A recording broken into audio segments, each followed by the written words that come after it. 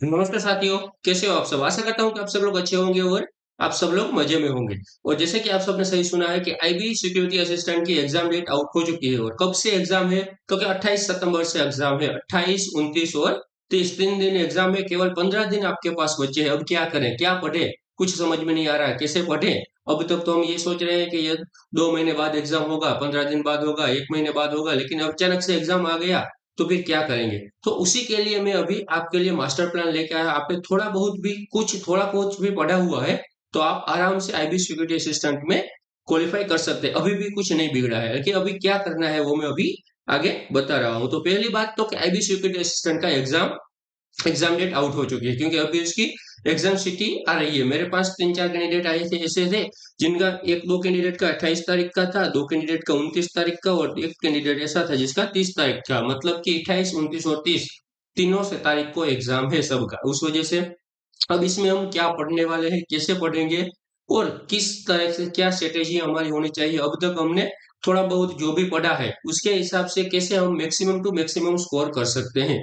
जैसे कि टीयर 1 की एग्जाम की मैं बात कर रहा हूँ, तो आईबी सिक्योरिटी असिस्टेंट में 60 प्लस मिनिमम मार्क्स आपका कट ऑफ में रखेगा, क्योंकि 60 मार्क्स आपके आने ही चाहिए। 60 मार्क्स के आसपास ही आप स्टार कोई सा भी स्टेट पकड़ लो, क्योंकि स्टेट वाइज वैकेंसी है और स्टेट वाइज इसकी कट ऑफ जाती है हर साल के लिए। तो इसमें स्टेट वाइज से रहने वाला है, तो स्टेट वाइज हर एक स्टेट का कई कई स्टेट पे 50 से लेके 55 के बीच में होगा। जैसे कि गुजरात है, ऐसे 50 से लेके 55 के बीच में।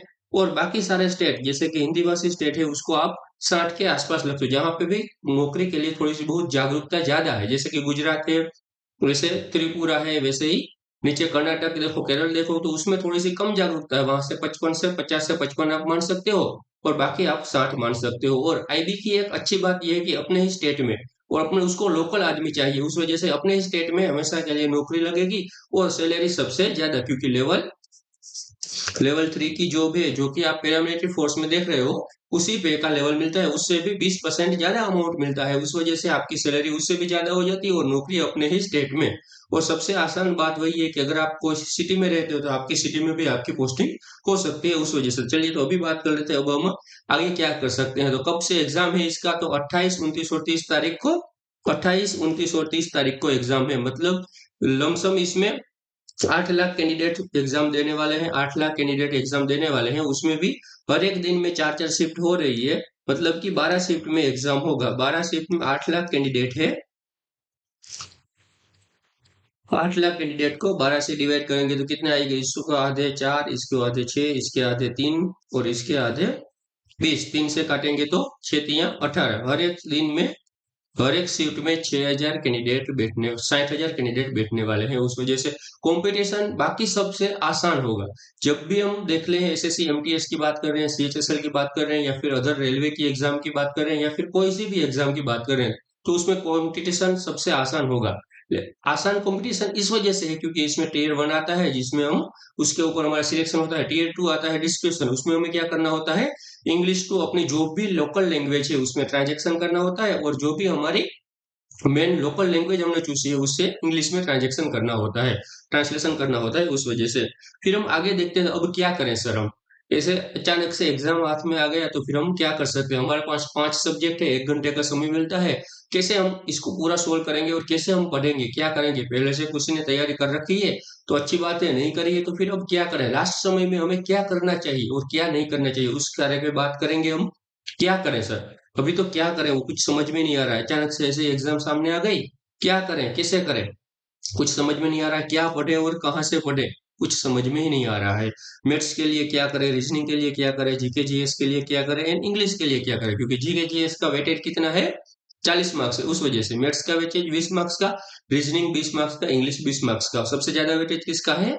जीके जीएस का। और इसके ऊपर ही सिलेक्शन होने वाला है, क्योंकि 40 में से जिसने ज्यादा मार्क्स लिए उसके ऊपर ही सिलेक्शन लेगा। इंग्लिश किसी की अच्छी है, किसी की नॉर्मल है, कोई बात नहीं चलेगा, क्योंकि हर एक स्टेट वाइज है। उस वजह से उसी स्टेट में उसको कॉम्पिटिट करना है। उस वजह से पूरे पूरे इंडिया में कंपटीशन करना होता है तो इंग्लिश आपकी पावरफुल होनी चाहिए, लेकिन अपने स्टेट में आपकी लोकल लैंग्वेज ही चलती है। उस वजह से आपका इंग्लिश में थोड़ा बहुत कम नाम हो गया तो भी चलेगा, लेकिन मैथ्स, रीजनिंग और जीके जीएस अपना स्कोरिंग सब्जेक्ट है। उस वजह से अगर मैं मैथ्स की बात कर रहा हूँ तो मैथ्स में क्या करेंगे हम?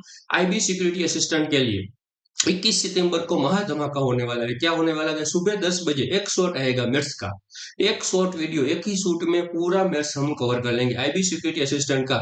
लगभग ये 3 से 4 घंटे चलेगा, 3 से 4 हर्ष अपना ये 3 से 4 घंटे चलेगा। पूरा सेक्शन लाइव रहने वाला है सुबह 10 बजे ही। और इसमें हम क्या करेंगे, पूरे चैप्टर जितने भी चैप्टर हैं हमारे, इससे पहले हम क्या करते थे, 20 दिन 20 चैप्टर स्टार्ट किए थे, क्योंकि हमें लग रहा था कि सितंबर में इसका एग्जाम नहीं होगा, उस वजह से। अभी उसके 4 ही सेशन कंप्लीट हुए हैं, उसमें हमने प्रॉफिट लॉस किया है, परसेंटेज आज करने वाले थे, लेकिन एग्जाम डेट आ गई, उस वजह से आज किया नहीं हमने परसेंटेज। उसके अलावा दूसरे कौन से चैप्टर किए हैं? 2 हमने, एक प्रॉफिट लॉस किया है, उसके बाद सिंपल इंटरेस्ट और कंपाउंड इंटरेस्ट, वो तीनों हमने कवर कर लेते हैं। उसके अलावा वो सारे सब्जेक्ट भी, वो सारे चैप्टर भी इसमें इंक्लूड होंगे। और जितने भी मैथ्स में जिस जिस एग्जाम में यहाँ से क्वेश्चन पूछ सकता है, वो सारे इस में होंगे, क्योंकि ये आपकी बेसिकली रिवीजन के लिए क्लास है, लेकिन मैं इसको रिवीजन नहीं मान सकता। लेकिन आपने कहीं पे भी थोड़ा सा ही मैथ्स, थोड़ा कहीं पे भी मैथ्स पढ़ा हुआ है, तो इस क्लास के बाद आप यकीन मानो कि 15 से 16 क्वेश्चन आप आराम से मैथ्स में कर लेते जाओगे। कितने? 15 से 16 क्वेश्चन आपके कहीं नहीं जाने वाला। अगर ये अकेली क्लास ली है और इस क्लास को पूरी तरीके से समझा है, तो 3 से 4 घंटे की अपनी क्लास होने वाली हो, इसके बाहर एक भी क्वेश्चन आपका नहीं जाएगा, मैं आपको लिख के दे रहा हूँ, अगर आपने सही से पढ़ा है तो। और फिर रीजनिंग में हम क्या कर सकते हैं उसके अलावा, तो रीजनिंग के लिए भी वैसा ही होगा, लेकिन 21 सितंबर को ही उसका लेक्चर आएगा, लेकिन वो सुबह 10 बजे नहीं आएगा, वो सुबह 10 बजे नहीं आएगा, शाम को 4 PM पे आएगा, 4 बजे आएगा, शाम को 4 बजे आएगा, 10 बजे नहीं आएगा, शाम को 4 बजे आएगा। वो उसमें भी वन शॉट होगा। अगर रीजनिंग आपने कहीं से भी थोड़ी बहुत आपको रीजनिंग के बारे में पता है कि क्या होता है, कैसे होता है, तो इससे बाद आप सही से पढ़ोगे तो 20 आउट ऑफ 20 भी कर सकते हो। या फिर थोड़ा नॉर्मल सा कुछ समझ में आया, कुछ नहीं आया, वैसे कहे तो भी 15 से 16 क्वेश्चन तो आउट ऑफ 20 में से आप आराम से लेके ही चलोगे।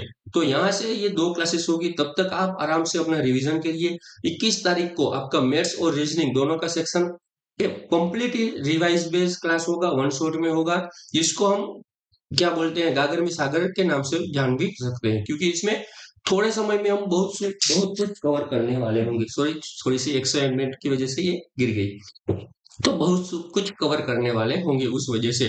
तो आराम से आप अगर सिंपल वे में तैयारी कर रहे हो ना, फिर भी आप आराम से इसको मान के चलो, आप आराम से इधर ये दोनों क्लासेस सही से एक बार लेते हो, और फिर एक एक दिन एक एक्स्ट्रा प्रैक्टिस लेके चल रहे हो, प्रैक्टिस कर रहे हो, तो फिर आराम से आपको आउट ऑफ मान के चलो कितने अपने 40 मार्क्स है, 40 है,